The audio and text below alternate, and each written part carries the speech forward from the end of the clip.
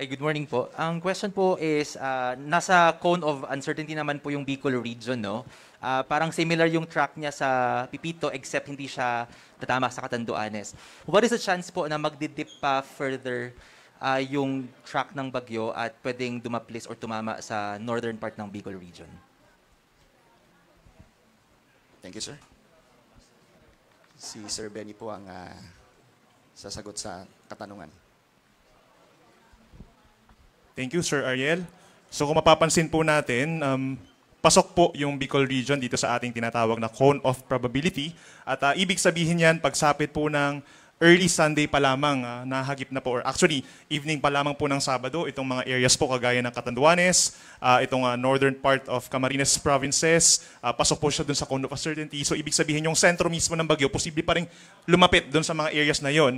At given na yung sentro ay nandun sa may, kapag yung sentro ay bumaba dun sa may parting Kabikulan, plus magbibilang pa tayo ng radius, di ba, yung lawak niya. So mag-extend at bababa pa lalo yung epekto down to dito sa may parting northern portion of Mindanao at saka sa may, actually malaking bahagi ng Visayas.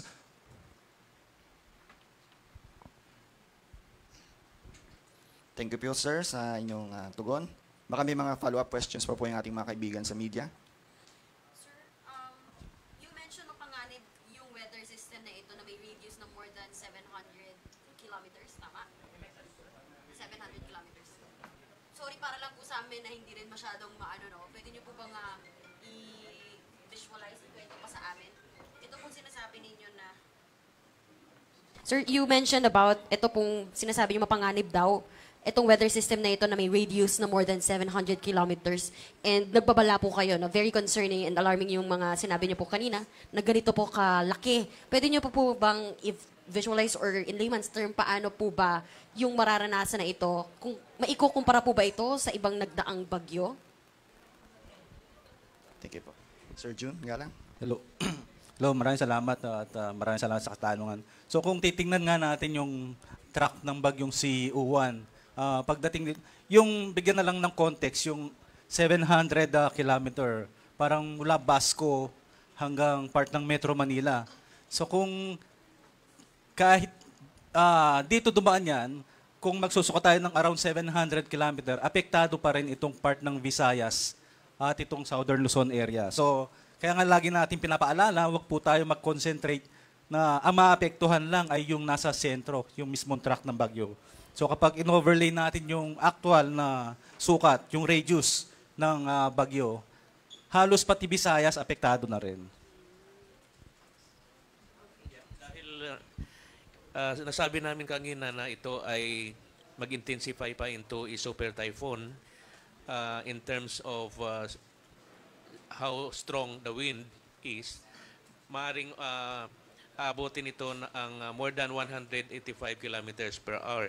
But of course, isa lamang ito sa mga hazards na dala nitong bagyong Uwan, no, pag pumasok ng PAR. Then, nasabi namin na ito may dalang malakas na mga pag-ulan.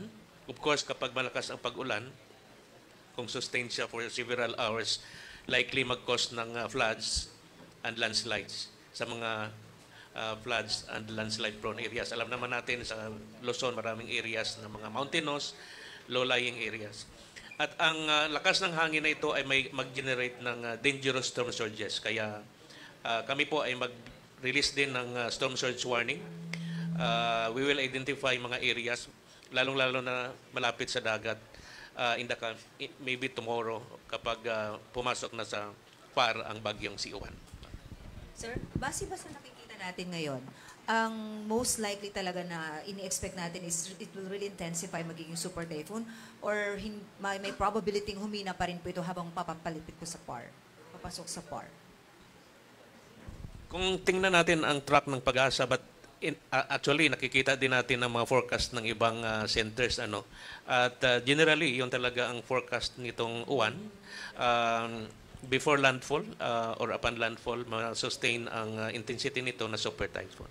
But of course, kung may mga changes man sa takbo at intensity nitong bagyong Uwan, kami mag-release naman kagad ng information. But right now, yes, ang projection talagang maabot niya ang super typhoon. Yeah. Alright. Sir, ano yung characteristics nitong CO1? Mas marami ba siyang ulan or mas malakas ang hangin dala niya? Or both? Actually, parehong may dala itong lakas ng hangin at ulan. Sinabi natin kanina na malawak ang kanyang circulation, no? More than 1,400 ang diametro nito. So, yung pinaka-core circulation, meaning malapit sa gitna, talagang ito ang may taglay na malakas na hangin at malakas na mapag-ulan. At ang mga areas na direktang tatamaan nito ay likely may mga significant yung mga damages. So pwedeng sabihin, sir, na kung ano man yung effect nito sa Northern Luzon, it will it will go the same po doon sa sakop na itong diameter ng 1? Yeah, of course, ang pinakadadaanan ng sentro nito, ito yung matindi ang impact or effect nito. Yeah. Sir, usually kasi sa amin, naikukumpara namin yung lakas, binabase sa mga nagdaang bagyong naranasan.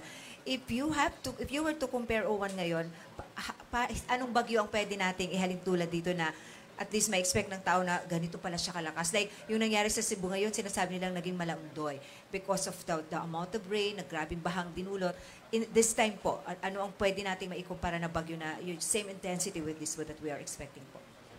Well, medyo fresh pa yung mga nagdaang bagyo last year, no? Bandang October, November, series of strong typhoons. Isa na doon ang Pipito na kung tingnan natin, halos may similarity ang track. So, I think super typhoon din yon and almost the same areas. So, kung ma-recall natin last year, halos ma-compare natin itong bagyong Uwan to super typhoon Pipito last year. Did we reach signal number 5 also during that time, sir? Did you raise that up to signal number 5 also? Yes, and yung Quezon, Aurora, ito po yung mga Catanduanes, ito po yung mga areas na piktuhan last year. Thank you, Ma'am Marisol. Thank you, sir. Si Sir Ariel. Hi. Hello po, good morning ulit. Sir, baka pwede pong pakidescribe ulit kung ano yung conditions na aasahan ng mga kababayan natin kapag nagtasa ng signal number 5 para lang ma-refresh yung ating mga kababayan. And yung pangalawa pong tanong siguro ay ano po yung i-expect din ng mga nasa Visayas, lalo po yung sa Cebu at Negros, na weather conditions or impacts ng bagyo, lalo't they're still reeling from the impacts ni Bagyong Tino. Thank you, Sir Ariel. Ang inaasahan po kasi ng mga wind signals doon sa mga mismong daraanan ng bagyo, regardless kung ito ay super typhoon or typhoon no, upon its passage, signal number 4 at saka signal number 5. So halos similar po yung magiging impacts doon sa mga lugar na yon. We're talking of Northern Bicol region at ito rin pong Aurora and almost the entire northern Luzon. No? So yung impacts niya generally, yung magkakaroon ng severe damage doon sa mga bahay na yari lamang sa mga light materials. And even yung mga hindi ganun kahina or ganun ka medium or high risk na mga structures, possible din magkaroon ng mga damages. Apart from that, yung even yung mga high-rise buildings, possible din na magkaroon ng pagkasira dun sa mga yari po sa salamin. At yung mga roof, yung mga corrugated roofs natin, posibleng matuklap yan o lumipad kapag nagkaroon ng pagbugso ng hangin. Apart from that, yung ating mga puno na malalaki even, sa ganun kalakas po na hangin, pang signal 4 and signal number 5, posibleng matumba, makasira ng mga pananim, and makapagpatumba rin po ng mga poste at linya ng kuryente. So, in that case, nagkakaroon tayo ng malawakang mga disruptions in terms of electricity, sa provision ng tubig, supply ng tubig, at yung linya ng communication minsan naapektuhan din po. Thank you po. Yung sa Visayas area po na effect. Okay. So expected naman natin, over Visayas, magkakaroon pa rin tayo ng epekto coming from Bagyong Uwan. No? As early as Saturday nga, dito sa may parting Eastern Visayas, meron ng mga kalat-kalat na ulan. And then pagsapit ng Sunday ng madaling araw, basically the entire Visayas magkakaroon din po ng mga kalat-kalat na ulan at minsan lumalakas po ito dahil yung outer rain bands umaabot talaga dito. So yung, again, inuulit natin, dahil nga nagkaroon ng malalakas na mga pag-ulan recently, nandyan yung saturation ng lupa na siyang nagtitrigger ng pagpapatuloy ng mga risk ng pagbaha at pagguho ng lupa at yung pag-apaw ng mga kailugan. At aasahan natin yan hanggang sa araw po ng Lunes. Meron pa rin mga pag-ulan. Follow up po.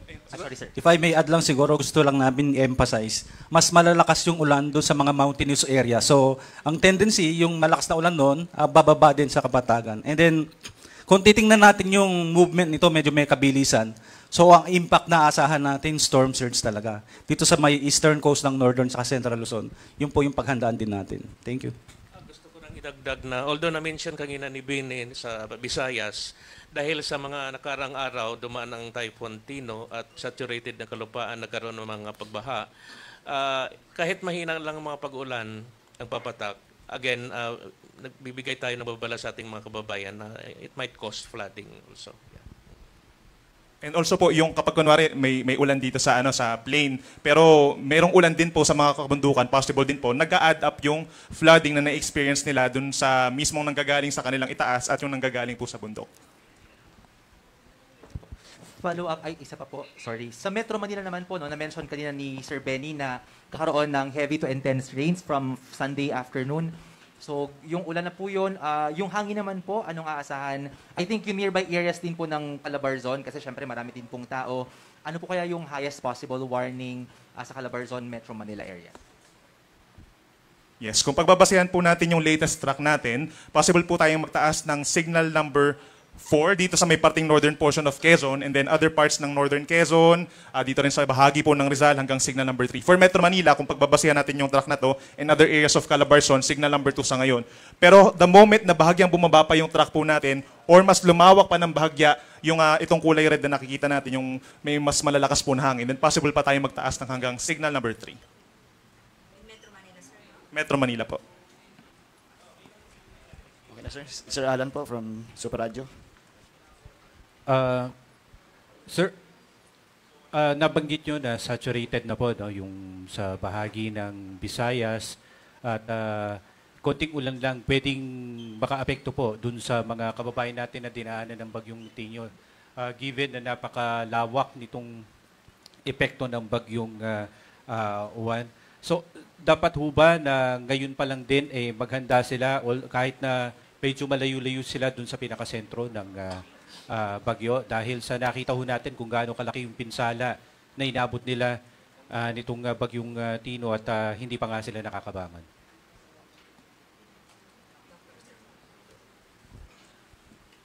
Yes po, dapat pinaghahandaan na nila as early as now, no? At i-emphasize na rin po natin yung regarding sa wind signals. Possible din po actually tayong magtaas ng wind signal. Hindi lang dito sa may Eastern Visayas, kundi maging dito rin po sa may hilagang bahagi ng Cebu, hilagang bahagi po ng Negros, at yung hilagang bahagi ng Panay.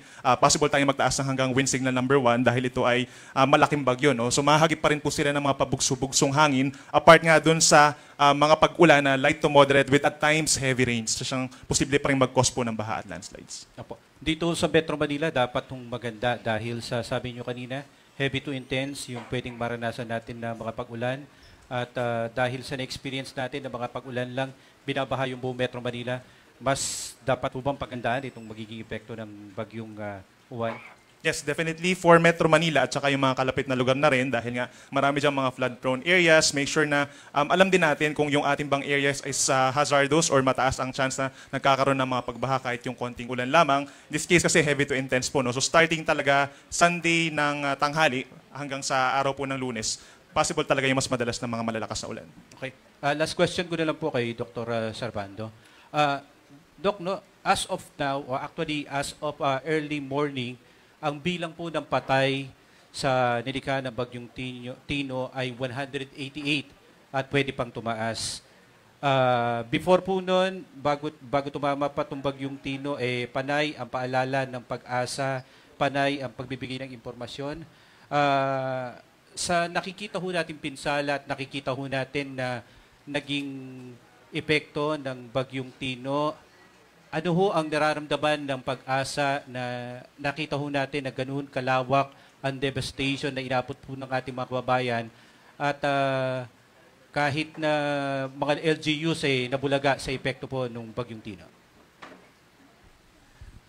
Kami po sa DOST Pag-asa, every time na we release warnings, ang aming tanging layunin talaga is ma-minimize sana yung effects or casualty ng weather system, extreme events. Much more pagkawala ng mahalagang buhay at ari-arian at kabuhayan ng ating mga kababayan. Sa nakikita natin, bagamat we raised signal number 4, which is appropriate for that weather system, ang lakas ng hangin. At of course, regularly nag-issue kami ng babala, of course, in terms of wind, rainfall. But hindi natin nasahan. But of course, there are other factors, hindi lamang yung pag-ulan. At kami rin po ay nalulungkot sa nangyari. At sana po itong papalapit na bagyo ay hindi maulit. Kaya ngayon pa lang, hindi pa pumasok ng PAR ang bagyo ay nagbibigay na kami ng strong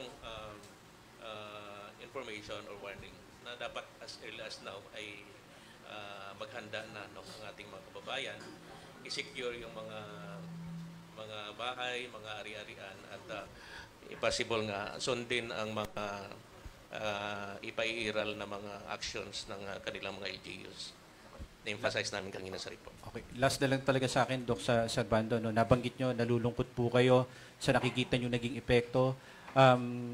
Mabigat po ba sa kalooban ng Pag-asa na nakikita nyo ganito kalawak yung extent hindi lang sa property, kundi sa kabuhayan ng ating mga kababayan sa kabilang paalala? Although, sabi nyo nga, maraming factors na pwedeng i-considera, pero sana seryosohin ng mga kababayan natin kapag may ganito pong babala na ibinibigay ang Pag-asa. Yes, of course, yun din naman ang in preparedness, early warning, hindi lang naman ang responsibility ng Pag-asa yun. Lahat tayo ay may nagagampan ng responsibility. Maging, of course, mga agencies involved in the disaster management, even in the public and even in the private sector. Mahalaga yung collective efforts para maiwasan yung mga ganitong tragedy. Pero sir, yours is just warning na sir, sa LGU pa rin talaga yung, kunyari, if they'd like to implement mga forced evacuation, sa kanila pa rin talaga yun, Dr. Servando, no? Yeah, Or you do recommendations din po? Ang DOST Pag-asa, particularly DOST is chair ng prevention and mitigation when it comes to preparedness. Another department, ito yung DILG, of course, kasama yung DILG. And then, of course, another one is response, DSWD. Ito yung structure ng indemnity natin. And, of course, part na ng rehabilitation effort and other departments. So that's how, actually, the whole government is working. And as one of the warning agencies, of course, Pag-asa, primarily responsible for issuing early warnings related to hydrometeorological events like mga bagyo. Kaya po ito yung primary responsibility namin to kapag may mga malakas na bagyo to issue timely and regular updates ng about the hazards associated with the storms. So yours is just really warning. You don't recommend to the ILG or LGUs? Yes, we coordinate more closely with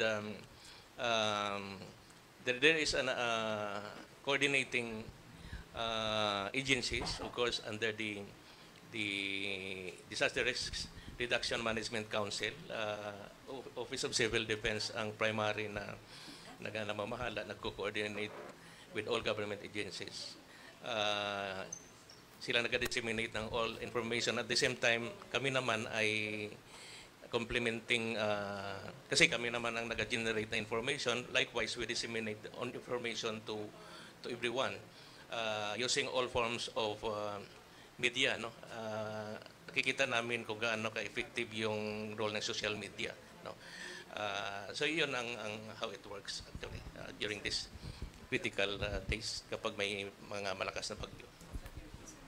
Sir, habol ko lang ulit kay Engineer Galang. You emphasized po kanina yung storm surge, no? Talagang dapat bantayan. Talagang yun yung isa sa pinaka tinitingnan natin. Pero sir, also another question din, yung bagyong Tino kasi sa Cebu, hindi kumbaga nila na inasahan dahil first time nga raw nila ulit ito naranasan. Ito raw pinakamalalang bagyo ayon kay Governor Pam. And sabi po ni Sir Mahar Lagmay na flood plains daw kasi yung lugar, kumbaga. So, doon ba sa tadaanan ng bagyo, I don't know if kasama rin po doon sa pag-aaral ninyo, may mga ganun din ba? Or nagbabase na lang din tayo muna sa gano'ng karaming ulan yung ibabagsak po muna nito? And yun nga, siguro magkikipagtulungan with, yun nga, sa UPA Resilience Institute kung paano nga yung mga topografiya ng mga lugar nila.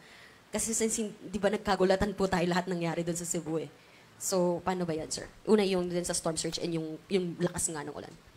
Well, yung sa storm surge po, lahat ng factor consider natin, pati yung topography ng lugar, yung coastal, kung ano yung structure ng coastal, kino-consider yan, pati yung high tide nung time na tatama, sinasama sa computation, kung iba-iba pang factors, lakas ng hangin, kung ano yung angle na, paano yung angle na tatama sa coastal, kino-consider po lahat yan. And then, tinitingnan din yung gaya nga yung topography nung lugar doon, kung pagtama niyan pwedeng humina agad. So lahat ng factors, lahat ng information na pwedeng gamitin, ginagamit yan para yung warning natin mas close to accurate talaga. And then in terms of sa mga rainfall, meron tayong may tinatawag na assimilation ng data. So yung mga actual na data, observed data, ginagamit natin yan para mas accurate yung nilalabas na forecast information, especially sa mga rainfall. And then, kino-consider natin din yung mga report ng mga kasamahan natin sa mga field stations, yung mga actual reports nila, kino-consider natin. And then, kung pwede, kung may time na, kung kailangan natin baguhin o i-adjust yung mga warnings natin, ay ginagawa natin base dun sa mga feedback na ibinibigay ng mga kasamahan natin sa mga field stations. Posible pong mangyari rin, kumbaga, yung naranasan sa Cebu, dito sa ganito kalaking bagyo, doon sa northern part din? Well, di po natin naalis yung possibility kasi may kalakasan nga po yung bagyo to. Siguro kung to further clarify that, bigyan natin yung umic sa kasamahan natin sa Northern Luzon, si Mr. Canal. Thank you, Sir Jun. As for the possibility ng storm surge sa coastal areas ng Isabela and Aurora, sa previous events ng mga pagdaan ng bagyo natin doon, may mga records tayo from the reports ng ating mga kasamahan, lalo dun sa mga PDRMOs natin sa dalawang lalawigan na ito. And we expect to have that by the passage of the incoming uwan. Kaya as early as yesterday, may preparations na ang karamihan. So halos lahat na, as of now, lahat ng probinsya ng Hilagang Luzon, nakapag-conduct na ng risk assessment. At magtutuloy-tuloy ito hanggang sa pagdating ng bagyo natin at pagkatapos nitong manalasa sa Hilagang Luzon, may continuous pa rin na mga assessment yung ating mga provincial, city, municipal sa mga AORs natin dito. At ang involvement ng DOST Pag-asa, may continuous communication yung mga field stations natin sa mga councils ng disaster management sa mga maapektuhang lugar. Sa pagtawid ng bagyong si Uwan, ang storm surge kasi hindi lang dito sa direktang tatamaan pati itong mga coastal malapit sa dadaanan ng bagyo. So even yung coastal municipalities natin ng Calabarzon and even the Cagayan Valley, including Ilocos Region, maghahanda rin sila para sa ating pong storm surges. Ibalik ko lang ulit ng konti doon sa rainfall value na mas marami ang ulan sa mga bulubunduking bahagi. So ang bagyo natin dadaan ng Sierra Madre at ng Cordillera Mountain Range. So yung mga may ipong ulan sa bulubundukin na ito, bababa yan patungo sa mga kailugan at kasakop dito yung pinakamalaking river basin ng Pilipinas, ang Cagayan River Basin. Kung sakali magkakaroon tayo ng malawakang pag-uulan, asahan din ng mga low-lying areas ng Cagayan River Basin ang bahagya at mataas na tsansa ng pag-angat ng tubig. So after ng malakas na ulan, kahit palayo na yung bagyo, unti-unti pa rin paakyat ang mga tubig sa kailugan at doon mangyayari yung epekto ng ating pagbaha sa mga low-lying areas. Give emphasis din natin ang bulubunduking bahagi ng Sierra Madre at ng Cordillera Mountain Ranges. Kapag nagkaroon ng malalakas na hangin sa taas, posible po na may mga matumba ng mga punong kahoy at yung mga punong kahoy na ito ay bahagyang magbablock sa mga daloy ng tubig. So we anticipate possibility rin ng bahagyang pagdami ng debris sa tubig na maaaring makaapekto rin sa pagdaloy ng tubig as well as kung dadaanan sila ng tubig na may mga debris, yung impact o yung ragasa kasama ng tubig at ng mga debris na ito ay makakadamage sa dadaanan ng tubig. So ang paghahanda ng Hilagang Luzon ay patuloy na mangyayari hanggang sa pagdating nito in the coming days. Sir, yung rainfall warning na binigay po ninyo, sir, syempre, amount of water is another thing, but, like how long will it rain, it's another thing also. So, ano nakikita ninyo, sir? Matagal na uulanin? Aside kasi from the amount of water, di ba, like, for example, heavy na, pero kung 30 minutes to 1 hour na, pero another concern kasi is tagal ba na mauulanin, sir? Balik, clarify din po natin, no? Itong pinakita natin na image from Sunday noon to Monday noon, so may mga areas dito na habang binabagtas ng bagyong Uwan, itong Northern Luzon, halos tuloy-tuloy yung mga pag-ulan natin. So nag-iiba-iba lang ng intensity, depende dun sa kanyang topografiya, dun na rin sa structure ng bagyo. No? So dito sa Northern Luzon, mas dadalas yung malalakas sa pag-ulan. So parang basically dito sa may Central and Southern Luzon, occasional yung mga malalakas sa pag-ulan at meron din mga paminsan-minsan pag-ulan lamang somewhere dito sa may parting Visayas and other parts pa of Southern Luzon. Parang ganun ang interpretation natin. Hindi siya pabugso-bugso lang, sir. Talagang tuloy-tuloy pero uulanin talaga, sir. Posibleng tuloy-tuloy yan, pero throughout the passage lang of Uwan, which is nakikita naman natin na kumikilos naman ng bagyo relative sa isang normal na bagyo, bahagyang mas mabilis siya ng konti kumpara sa isang normal na bagyo.